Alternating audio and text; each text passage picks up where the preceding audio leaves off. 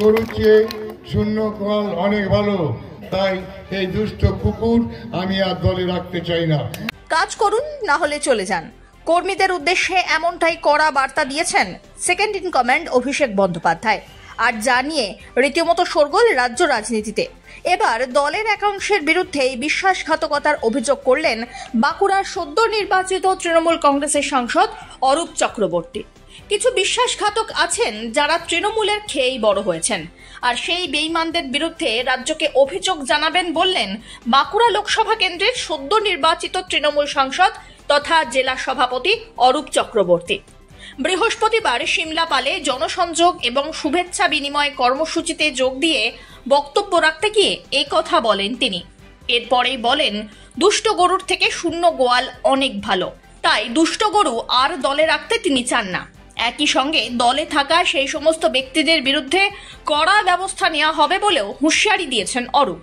রাজ্যকে জানাবো, রাজ্য অনুমোদন করে বাড়িয়ে দেবো। দুষ্ট গরুর চেয়ে শূন্য গোয়াল ভালো। যারা তৃণমূলের খাবে করবে আর তৃণমূলের বিশ্বাসঘাতকতা করবে তাদেরকে কোড়ারে বার করে দেবো। উল্লেখ্য, এবারের লোকসভা নির্বাচনে তার নিকটতম প্রতিদ্বন্দ্বী বিজেপির ডক্টর সুভাষ সরকারকে প্রায় 32,778 ভোটে হারিয়ে প্রথমবার সাংসদ হিসাবে দিল্লি যাত্রার ছাড়পত্র আদায় করে নিয়েছেন তৃণমূলের অরূপ চক্রবর্তী। এরপরেও বাঁকুড়া পৌরসভা, বাঁকুড়া বিধানসভা সহ তাঁর ছেড়ে যাওয়া তালজাংরা বিধানসভা কেন্দ্রের হারমাসরা সহ আরও বেশ কয়েকটি গ্রাম পঞ্চায়েতে ভোটের বিচারে বিজেপিদের থেকে পিছিয়ে আছেন তিনি। আর তারপরে সাংসদ অরূপ চক্রবর্তীর এই বক্তব্য যথেষ্ট প্রাসঙ্গিক বলেই মনে করছে রাজনৈতিক মহল। আমি কয়েকদিনের মধ্যে ঘোষণা করব, যারা তৃণমূলের খেয়ে, তৃণমূলের পরে, তৃণমূলের হয়ে বড় হয়েছে, যারা তৃণমূলের পঞ্চায়েত জেলা পরিষদ ভোগ করেছে, যারা পঞ্চায়েত সমিতিতে আছে, এই বেঈমান বিশ্বাসঘাতকদের বিরুদ্ধে আগামী দিন মানুষ রায় দেবে। আমরা দল থেকে বিতাড়িত করে দেব। আমি এলাকায় এলাকায় মুখ্যমন্ত্রীর নির্দেশে ঘুরছি। মুখ্যমন্ত্রী নির্দেশ দিয়েছেন, দিল্লি যাওয়ার আগে তোমাদেরকে গ্রামে যেতে হবে।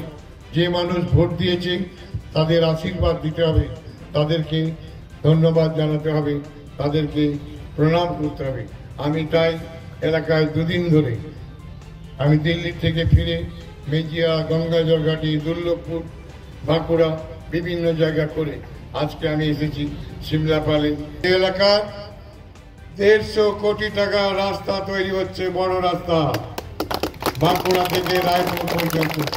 এই এলাকায় দুটো অঞ্চলে 20 কোটি টাকা করে 40 কোটি টাকার দুটো পাকা রাস্তা তৈরি হচ্ছে। আরেকটা অঞ্চলে 4 কোটি টাকার রাস্তা তৈরি হচ্ছে। আলো বলুন, বিদ্যুৎ বলুন, জল, পানীয় জল বলুন, ফুটবল গ্রাউন্ড বলুন, আদিবাসীদের স্ট্যাচু বলুন, আমি বিধায়ক হিসাবে তৈরি করতে পেরেছি। আমি বাঁকুড়া বিশ্ববিদ্যালয় তৈরি করেছি সরকারি সাহায্যে। সুভাষবাবুরা কিন্তু পারেনি, এরা ধাপ্পা দিয়েছে আর মানুষকে মিথ্যা কথা বলেছে। Bureau report, one India Bangla.